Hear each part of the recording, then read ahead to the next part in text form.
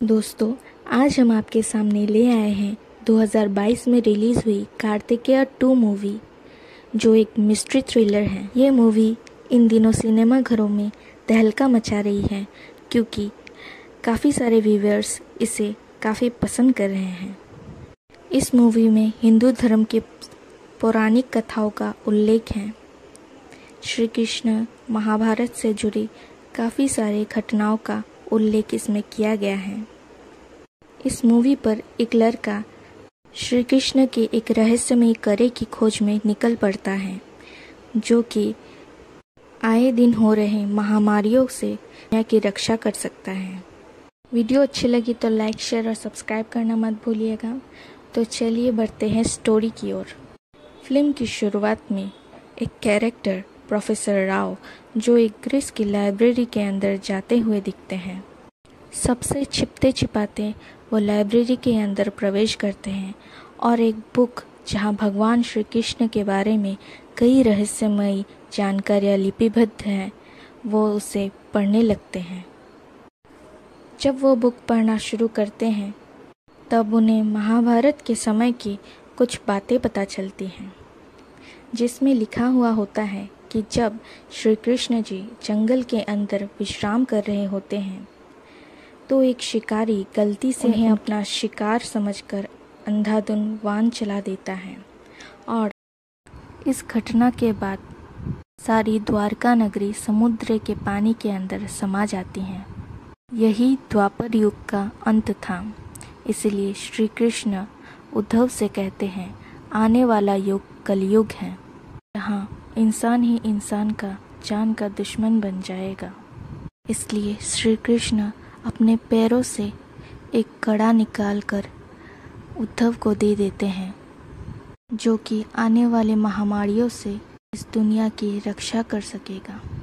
पर यह कड़ा किसी योग्य व्यक्ति को ही मिल पाएगा।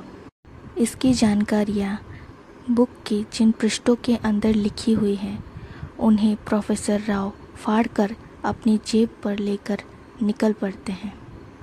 वहाँ से निकलने के बाद प्रोफेसर राव का कई लोग पीछा भी कर रहे होते हैं। उसके बाद हम नेक्स्ट सीन में कार्तिकेय को देखते हैं, जो कि एक डॉक्टर हैं। इस सीन में दिखाया जाता है कि एक सांप उसके मेडिकल इक्विपमेंट स्टोरेज में घुस आता है और उसके दोस्त कार्तिकेय को बुलाते हैं।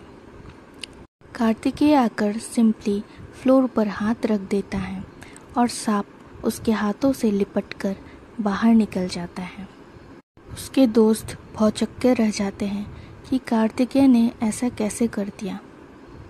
तब वो कहता है उसने अपने हार्ट रेट, बीपी और पल्स को कंट्रोल में रखा और फ्लोर पर हाथ रखकर सांप को ये एहसास दिलाया कि उसे कोई खतरा नहीं है। कार्तिकेय आए दिन ऐसे लॉजिकली काम करता रहता था, पर इससे कुछ लोग उसे तंत्र विद्या से प्रशिक्षित समझते थे, पर वो नास्तिक था। इधर प्रोफेसर राव इंडिया आते हैं। इधर एक लड़की डॉक्टर शांतनु को फ़ोन कर बताती है कि प्रोफेसर राव वापस आ चुके हैं और इस बार सारे सबूत इकट्ठा कर ले आए हैं। उसके बाद नेक्स्ट सीन में पंडित जी एक मंदिर से श्री कृष्ण के आभूषण चुराकर भाग रहा होता है। तभी एक खतरनाक आदमी उसके सामने आ जाता है और उसे मारकर वह आभूषण लेकर अपने श्री कृष्ण के पास जाकर कुछ अनुष्ठान करने लगता है। उसके साथ उस अनुष्ठान में कई और लोग भी मौजूद होते हैं। उधर कार्तिकेय हॉस्पिटल में जाकर देखता है कि वहाँ का मेयर वहाँ हवन करा रहा होता है, जिससे उसका बेटा ठीक हो जाए। पर कार्तिकेय उसे ऐसा करने से मना करता है क्योंकि उसके बेटे को ऑक्सीजन की कमी थी और वहाँ हवन कराकर वे कार्बन मोनोऑक्साइड फैला रहे थे। मेयर उसकी एक भी बात नहीं सुनता है और उसे वहाँ से जाने के लिए कहता है। तभी कार्तिकेय उसे स्लैप कर देता है, जिस वजह से कार्तिकेय को सस्पेंड किया जाता है। उधर डॉक्टर शांतनु की लैब के साइंटिस्ट ये बताते हैं कि दुनिया में एक काफ़ी खतरनाक वायरस महामारी फैल रही है, जिससे पूरी दुनिया उस वायरस के चपेट में आ सकती है। इसलिए प्रोफेसर राव उस वायरस का एंटीडोट ढूंढने की कोशिश में लगे रहते हैं। पर यह तभी संभव है अगर श्री कृष्ण के उस कड़े को ढूंढा जाए, क्योंकि उसमें कुछ ऐसी चीज़ें इनक्रिप्टेड है जिससे वायरस का एंटीडोट बनाया जा सकता है। और उस कड़े को ढूंढने के लिए काफ़ी सारे पड़ाव और काफ़ी खोज की ज़रूरत थी। प्रोफेसर राव अपने रिसर्च के ज़रिए कड़े की खोज के पहले आधार तक पहुंच जाते हैं और वहां पर खोदाई के बाद उसे वहां एक मेटल का मोर मिलता है। वहां कार्तिकेय के घर सुबह सुबह एक बैल तुलसी के पौधे को उजाड़ कर रख देता है। उसकी माँ काफ़ी डर जाती है क्योंकि ये एक अपशगुन माना जाता है। इसलिए वो एक पंडित जी को बुलाते हैं। वो पंडित कहते हैं कि क्या आपने कोई मन्नत मांगी थी जिसे आपने अभी तक पूरा नहीं किया। तभी कार्तिकेय की माँ को याद आता है कि जब वो काफ़ी बीमार था, उसकी माँ ने एक मन्नत मांगी थी और पंडित जी की सलाह से वो द्वारका जाने को तैयार हो जाते हैं। पहले तो कार्तिकेय नहीं मानता है, पर उसकी माँ की जिद के आगे उसकी एक नहीं चलती और उसे भी द्वारका अपने माँ के साथ जाना पड़ता है।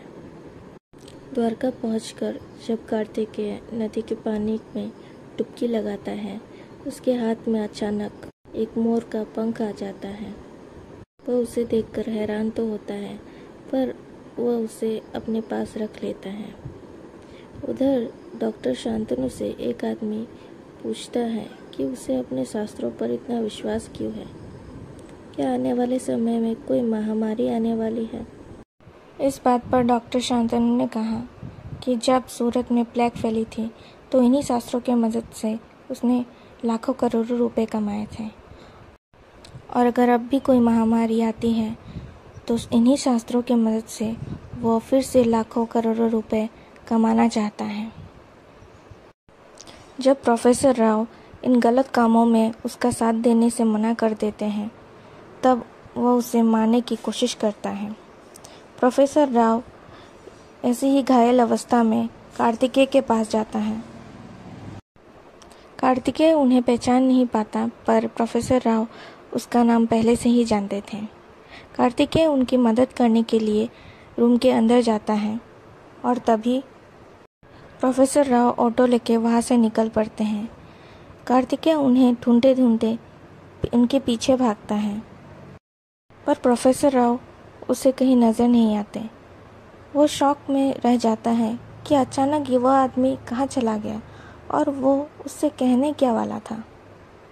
इधर कार्तिकेय के मामा उसे बताते हैं कि उसकी माँ कहीं नहीं दिख रही और वहाँ आए दिन लोग गायब होते ही रहते हैं। तो वो लोग उसकी माँ को ढूंढने निकल पड़ते हैं। चारों ओर ढूंढने पर भी उसकी माँ कहीं मिल नहीं रही थी। तभी वहाँ पुलिस आते हैं और कार्तिकेय को वहाँ से उठा कर ले जाते हैं। थाने में कार्तिकेय पूछता रहता है कि उसे वहाँ क्यों लाया गया है, पर पुलिस बताने को राज़ी नहीं होती। ये सारा काम डॉक्टर शांतनु का है, क्योंकि उसने सीसीटीवी पर देख लिया था कि मरने से पहले प्रोफेसर राव कार्तिकेय से मिलने गया था और उसे शक था कि कार्तिकेय को प्रोफेसर राव ने ज़रूर उस करे के बारे में बता दिया है। तभी वहाँ एक लड़की की एंट्री होती है जिसका नाम है मुग्धा।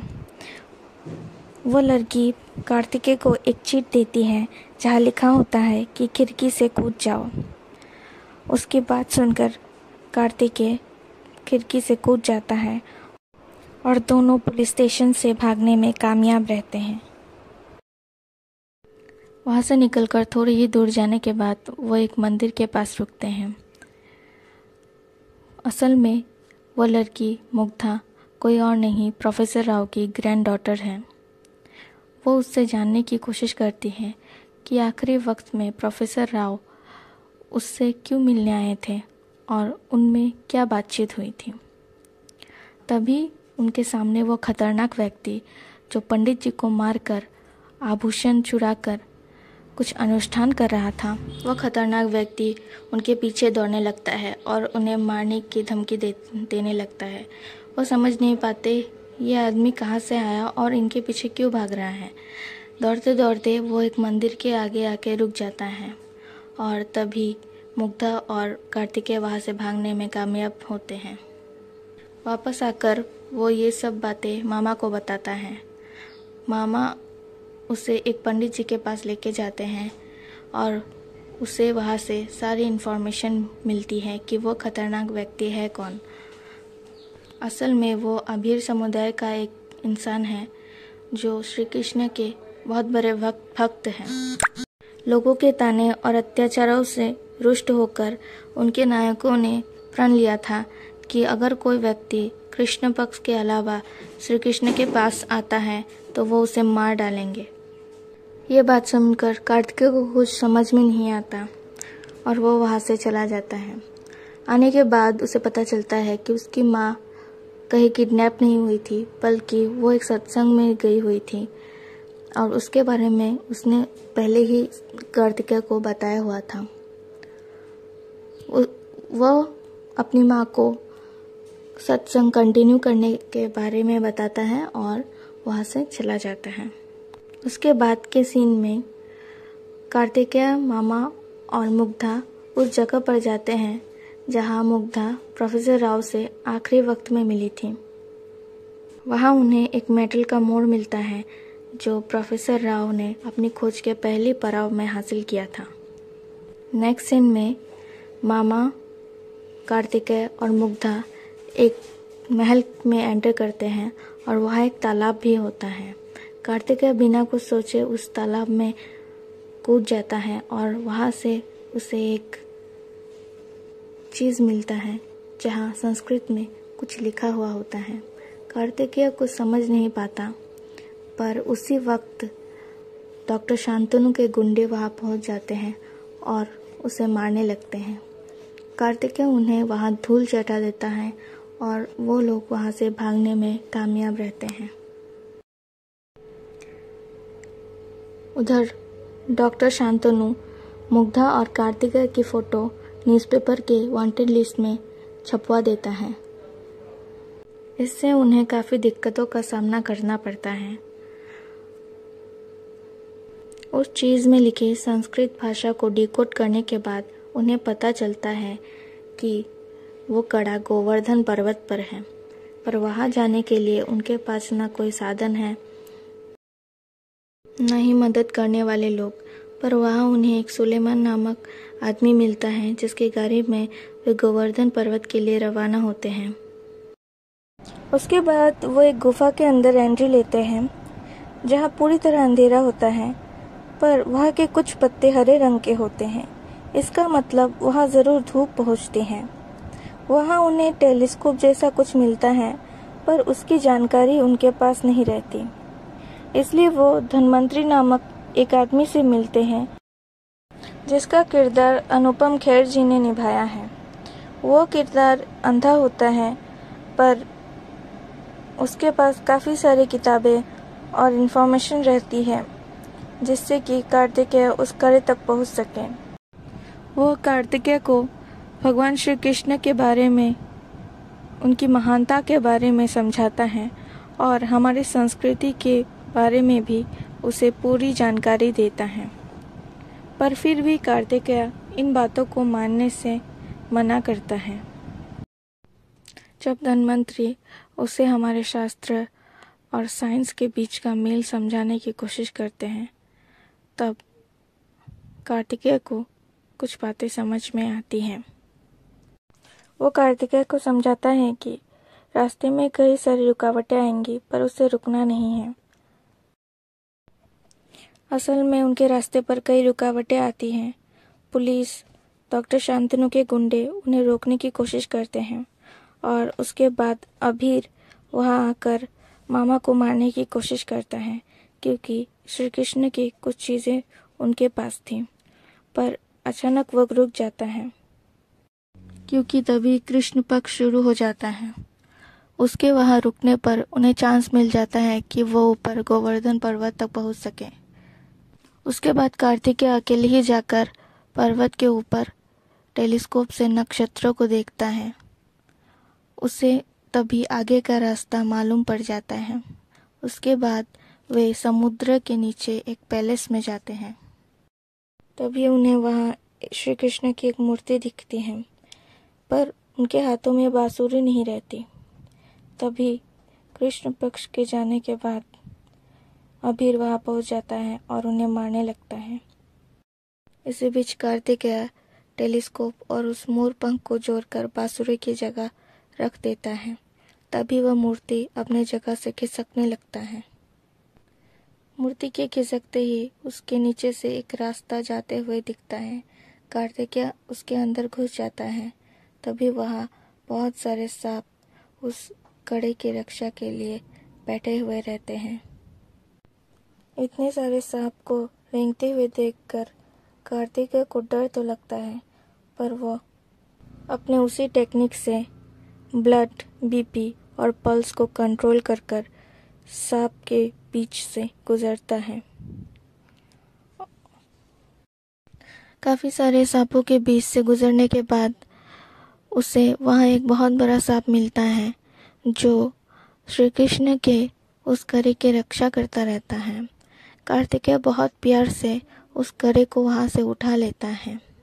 ये देखकर सारे अबीर उसके सामने नतमस्तक हो जाते हैं। इसके लिए उसे अवार्ड से सम्मानित भी किया जाता है। पर डॉक्टर शांतनु को ये बिल्कुल अच्छा नहीं लगता। कार्तिकेय की इस खोज से आने वाले समय में महामारियों से लोगों की रक्षा भी हो जाती है और इसी के साथ मूवी की एंडिंग हो जाती है।